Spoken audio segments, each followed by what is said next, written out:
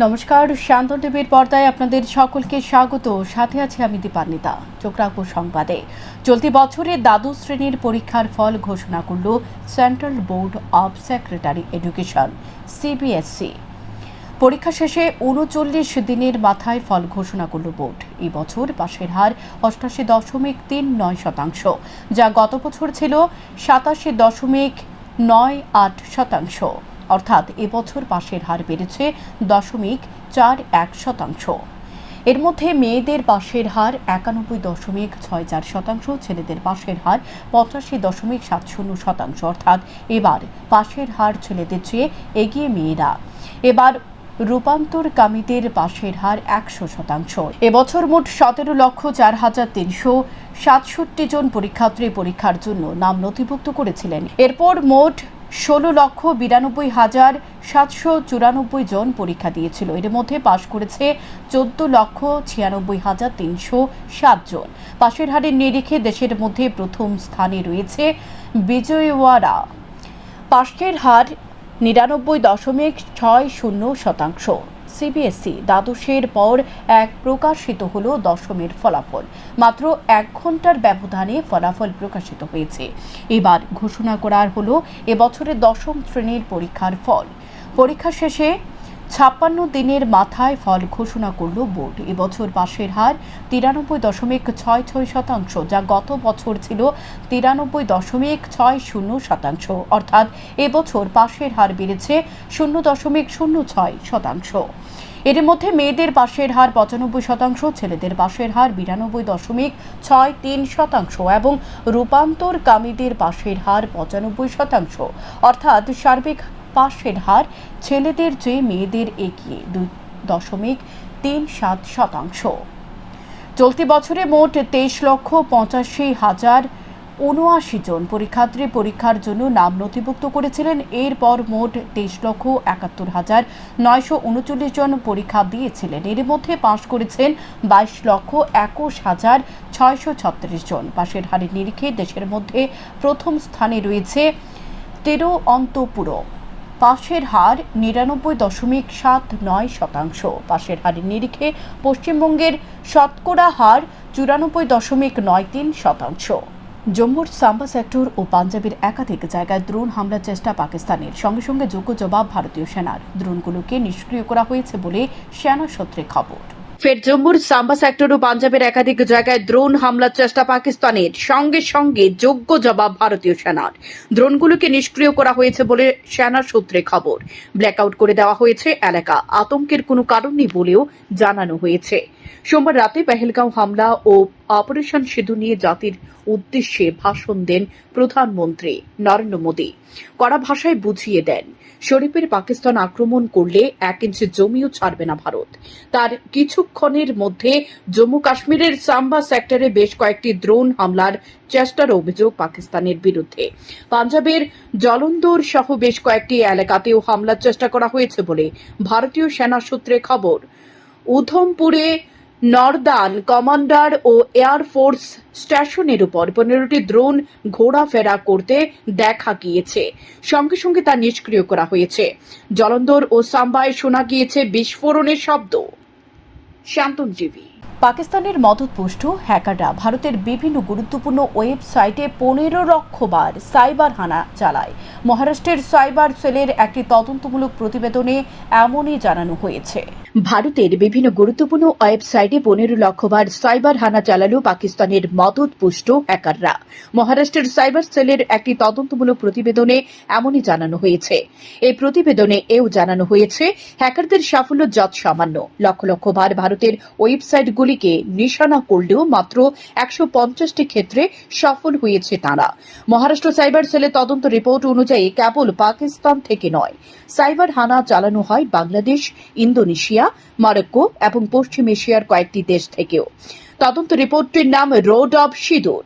এই রিপোর্টে হ্যাকারদের বেশ কয়েকটি দাবিকেও নস্যাৎ করে দেওয়া হয়েছে।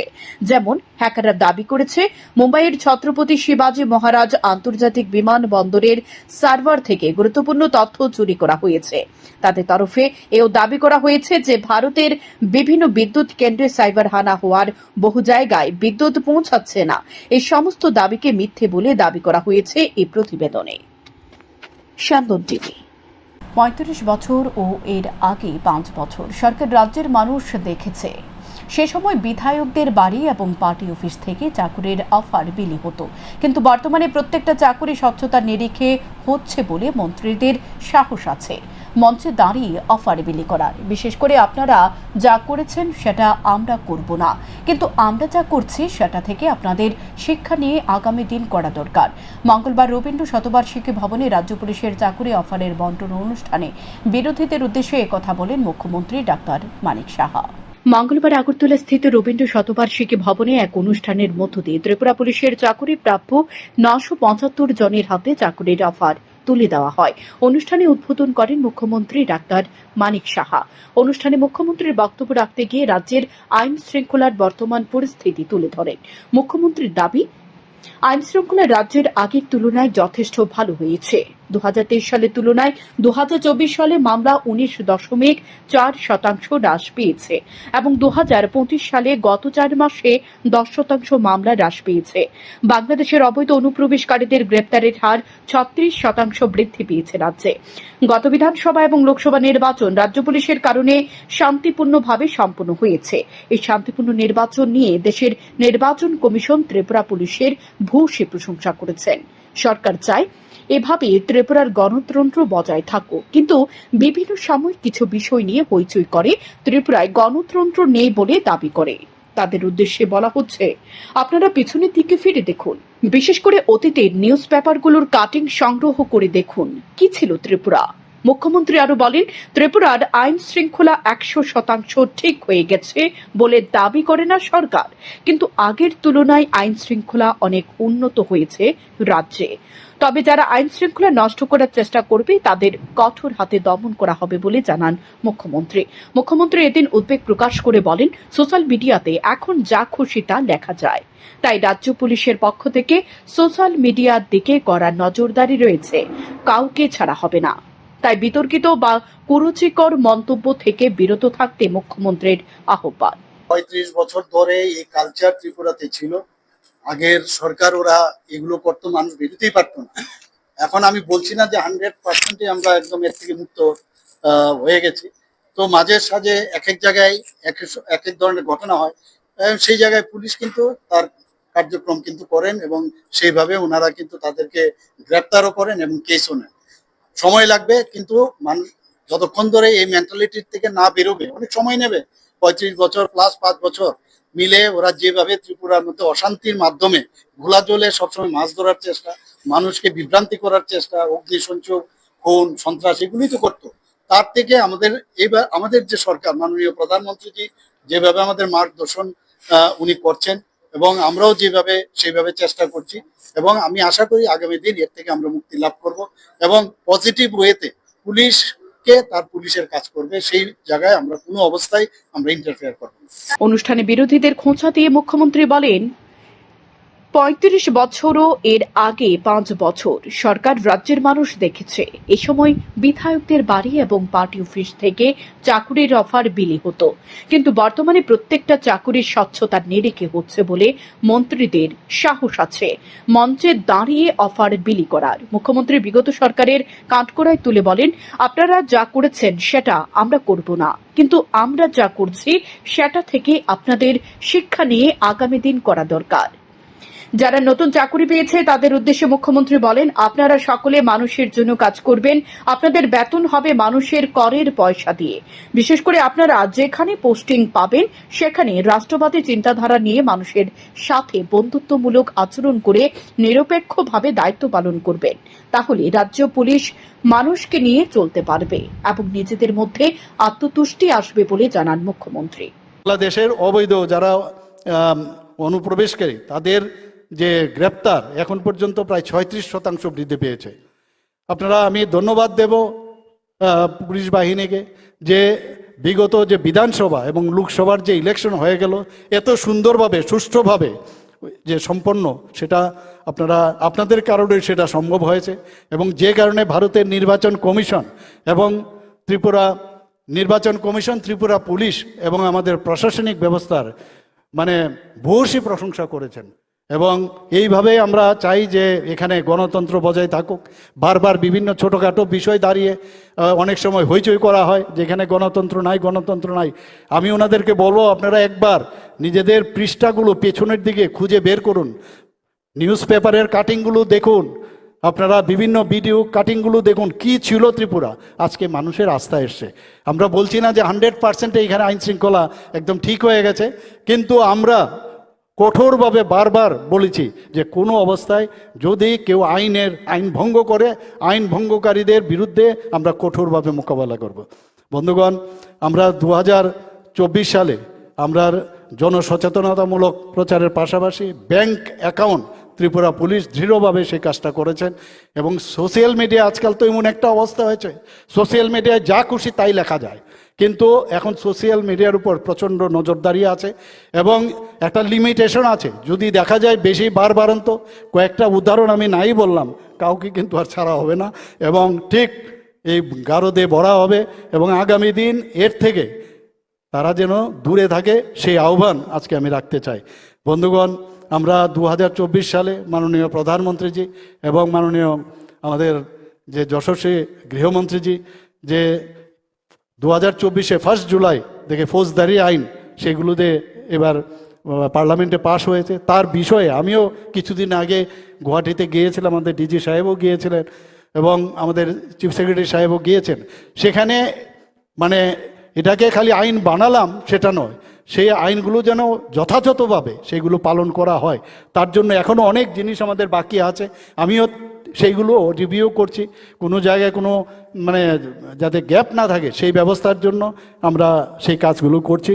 অনুষ্ঠান শেষে মুখ্যমন্ত্রী চাকরি প্রাপ্যদের হাতে অফার তুলে দেন। মুখ্যমন্ত্রীর সঙ্গে অনুষ্ঠানে অন্যান্যদের মধ্যে উপস্থিত ছিলেন মন্ত্রী সুধাংশু দাস, মন্ত্রী সুশান্ত চৌধুরী, মন্ত্রী বিকাশ দেববর্মা, আগরতলা পৌর নিগমের মেয়র তথা বিধায়ক দীপক মজুমদার, রাজ্য পুলিশের মহান নির্দেশক অমিতাভ রঞ্জন সহ দপ্তরের বিভিন্ন পুলিশ আধিকারিকরা।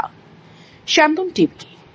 রাস্তা সংস্কারের দাবিতে খোয়াই মহকুমার চম্পাহাওর বাজারে সড়ক অবরোধে সামিল হলেন স্থানীয়রা। তাদের অভিযোগ, রাস্তার কারণে নাজেহাল অবস্থা হতে হচ্ছে পথচারীদের। রাস্তা সংস্কারের দাবিতে খোয়াই মহকুমার চম্পাহাওর বাজারে সড়ক অবরোধে সামিল হল স্থানীয়রা। মঙ্গলবার সকাল 9:30 থেকে খোয়াই চম্পাহাওর সড়ক অবরোধ করে গ্রামবাসী।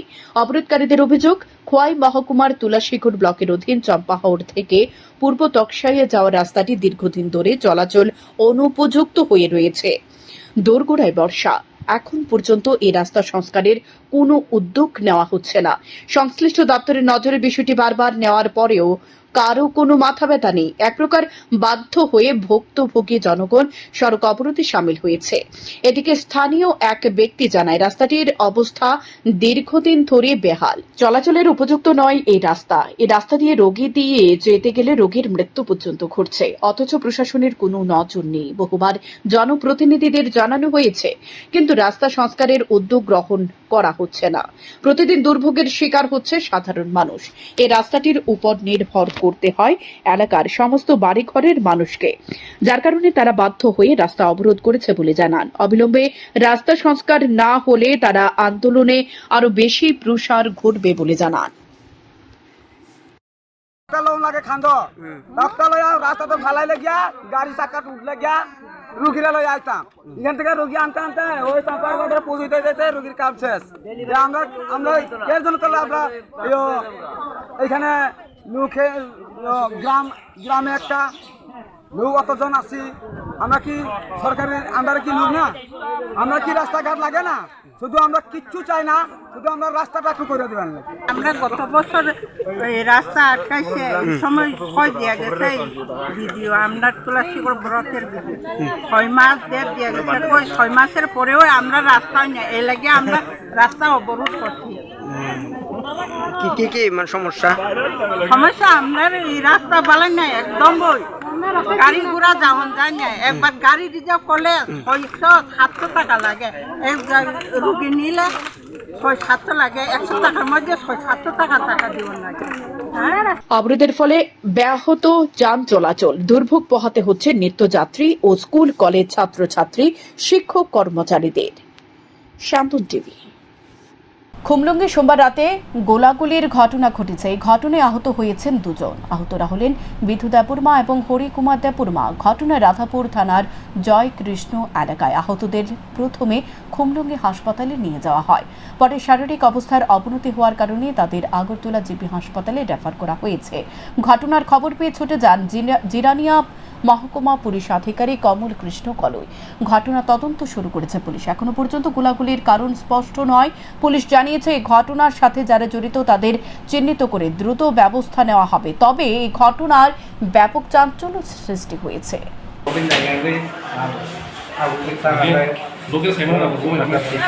কাকা তো মংমান নর তো মংমানি নর দোকান নি দোকান দোকান ছয় থানায় দং মাতা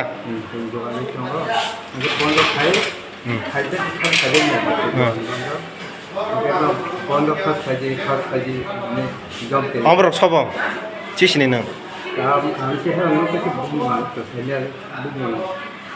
আমার কি দোকানো বড় আমার পয়সা সঙ্গে যা আমি দোকান তো দোকান সঙ্গে খুঁজুন দোকান ওটাকে আমি গরুগুনিয়া তারপর কাকা সঙ্গে দোকান কিসা ও থানে সম্পর্ক কাকে তাহলে তোমার কেন নাইয়া করতে আনে তোকা গুলি খালাই গুলি গনে রংলে চিরাইছিনি চিরাইছিনি গুলি গনে রং আমার সিনি দং না নং নলে নরক বাই বরক বাইলে নরক দং গুসমার মানে দুশ্মন দং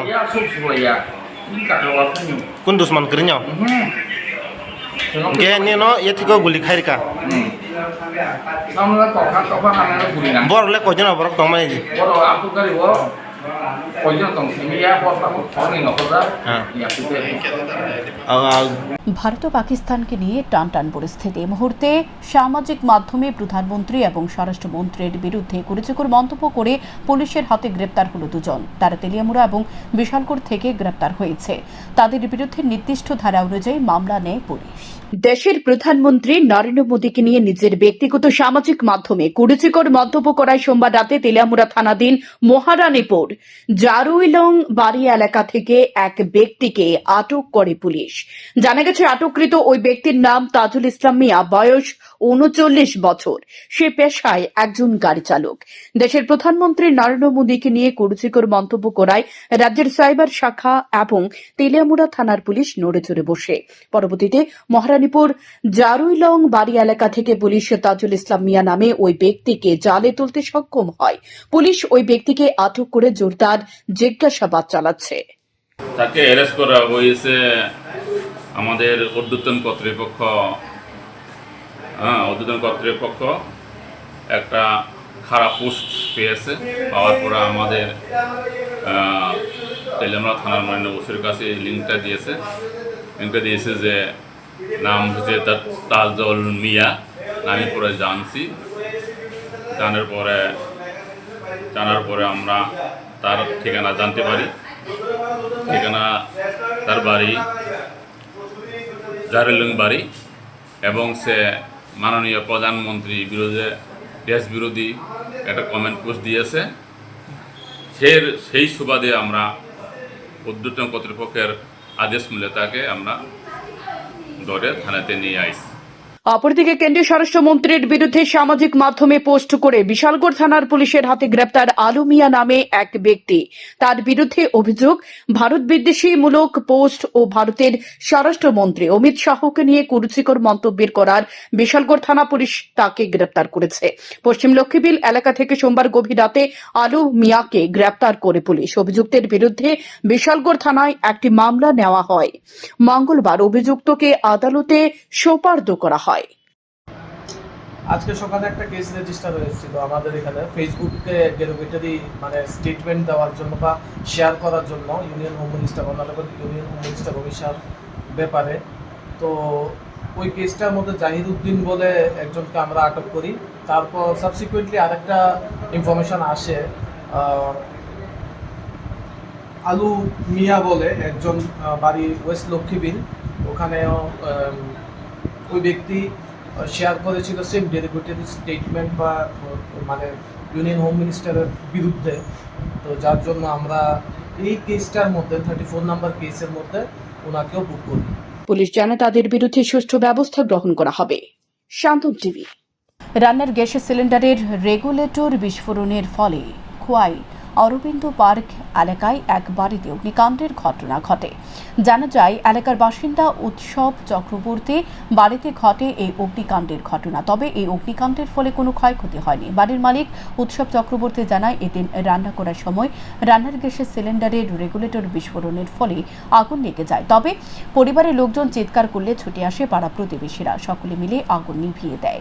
পরবর্তী সময় গ্যাসের সিলিন্ডারকে ঘর থেকে বের করে নিয়ে আসা হয়, তবে সকলের সহযোগিতার কারণে তেমন কোনো ক্ষয়ক্ষতি হয়নি। আমি ফোন মারফত আমার স্ত্রীর কাছ থেকে শুনতে পাই যে গ্যাসে আগুন লেগে গেছে। তারপরে ছুটে এসে দেখলাম যে সিলিন্ডার এবং রেগুলেটর যে সংযোগস্থলটা, ওই রেগুলেটরটার মধ্যে পুরো আগুন ধরে গেছে। তারপর আমাদেরই এলাকারই দিদি দাদারা মিলে ওই বস্তা জলে ভিজিয়ে সেটার উপর চাপিয়ে দিয়েছে, চাদর যেগুলি ভিজিয়ে এটাকে আবরণ তৈরি করে দেওয়ায় আগুনটা নিভে যায়। তারপরে সিলিন্ডার বাইরে এনে রেগুলেটরটাকে অফ করা হয়। পরবর্তীকালে কিছুক্ষণের মধ্যেই ফায়ার ব্রিগেড চলে আসে এবং সবাই একটা স্বস্তির নিঃশ্বাস যে অল্পেতে রক্ষা পায়। এখনকার মতো সংবাদ এ পর্যন্তই। পরবর্তী আপডেট দেখতে চোখ রাখুন শান্তন টিভির পর্দায়। নমস্কার।